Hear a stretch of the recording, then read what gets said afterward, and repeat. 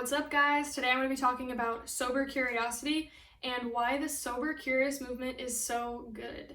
So I'm going to go through what sober curiosity is, what is the sober curious movement.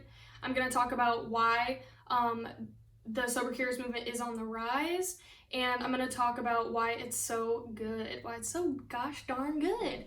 And at the end of the video, I'll also share some resources on where you can learn more. Let's get into it.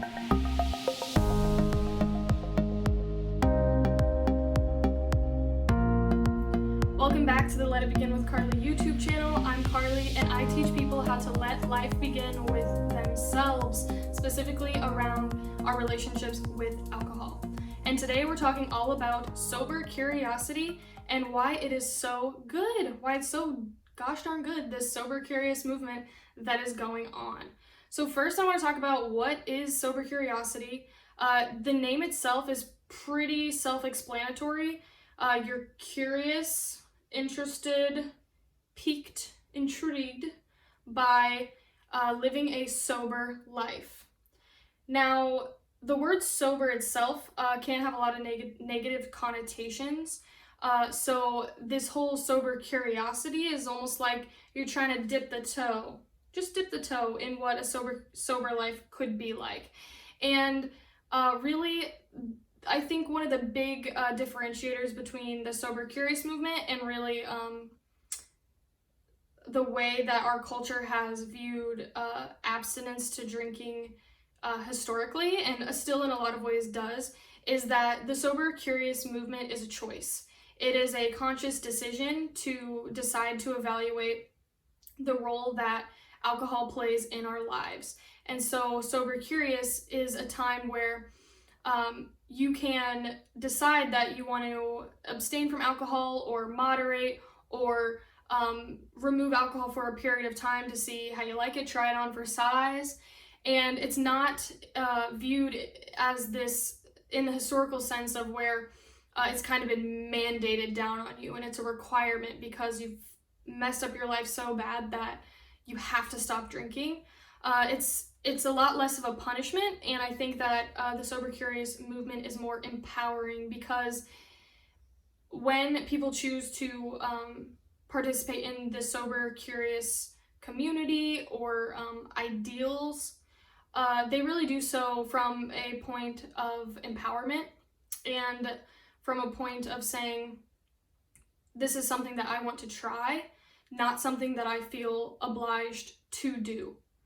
And I think there's a few reasons why this movement, the kind of the subculture of sober curiosity, a lot more sober influencers, a lot more sober events happening, like Sober October and Dry January are really big.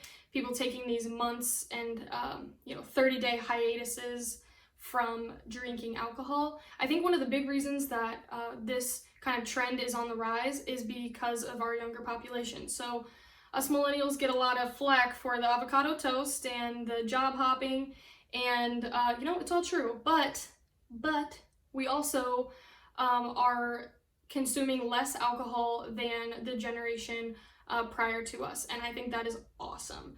So one study I saw said that drinking is down 5% since 2000. And really, a lot of that is contributed to the younger population. So why is the younger population choosing to drink less? I think one of the biggest reasons that the younger generation is choosing to drink less is because we've seen the impact that it has had on our parents, our aunts and uncles, the older people in our lives who have chosen to drink habitually, regularly, those types of people who may identify as alcoholics. We've seen the impact that that's caused on our families, that it's caused on other people around us, and really we see a different way. And the millennial vibe and culture really is a lot more rooted in personal development and doing what's really right for us. And so a lot of millennials are coming to the conclusion that alcohol doesn't really serve at all in their lives, or it doesn't serve the role that they want it, or that previous generations may have allowed alcohol to play in their lives.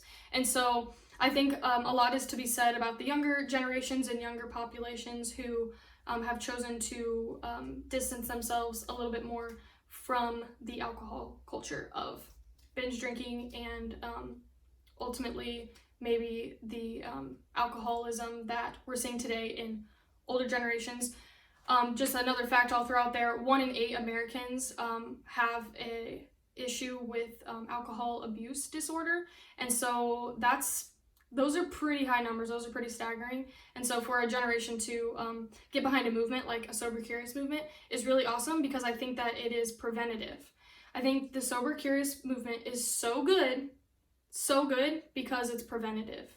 One of the biggest realizations I had through my decision to stop drinking was that no one thinks that it's going to be them. No one thinks that they're going to be the one that becomes an alcoholic, and yet 1 in 8 Americans are alcoholics. And I think that's a really powerful perspective to take, in saying that no one who identifies themselves as an alcoholic, or who maybe doesn't identify themselves as an alcoholic but has gotten to a point in their lives where they feel alcohol has a control over them and it's impacting the quality of their life and maybe the quantity of their life as well, the longevity of their life, their relationships are suffering.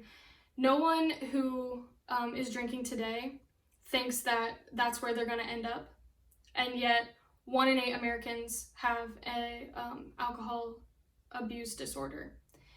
And so I had to take that on for myself and say, I can't let my ego get the best of me here and think that that couldn't be me and that's not a possibility for my future.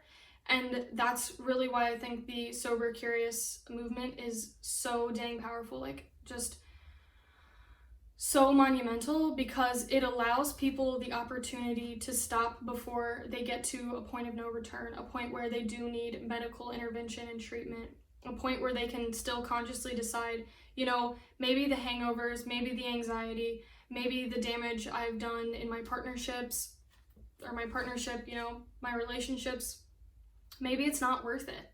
Maybe I could just take a month away, and because other people are doing it, it's not because I'm an alcoholic, because there's so much stigma and shame around that word, and not drinking. Maybe I can just take a break and see how that serves me. And it's interesting to find that a lot of people decide to stay on the track of not drinking. And I think that's really the power in the Sober Curious movement and why it's so good. It's so good because it allows people the opportunity to try without the shame and stigma of having to label yourself as an alcoholic. And I think that's huge. So what can you do to learn more? I do want to share a few resources. I would say number 1, and the main one that I want to call out on this video, is Ruby Warrington herself. She is an incredible leader. I've listened to quite a few podcasts that she's been on, so I would go to the podcast platform of your choice and just search her name. You can find her own podcast, Sober Curious, or you can find many other podcasts that she has been interviewed on. You can also get her book, Sober Curious, and I'll link all of that information below in the description. And really, I think that's the only resource that I really want to throw out today, because I want this to be a little bit of a tribute to Ruby for all the work that she's done, and just give her credit where credit's due, because like I said, this movement is so good and so powerful. I'm excited that I had the opportunity to share all of it with you today and share really kind of how much it means to me and how much it's meant to me in my own journey. So thank you for listening. Hope you guys got something out of this. Hope you learned a little bit more about the Sober Curious life, Sober Curious movement, if you are curious in it, or if you're just curious what I've been up to. So if you liked what I had to share, please share in your networks. Please subscribe.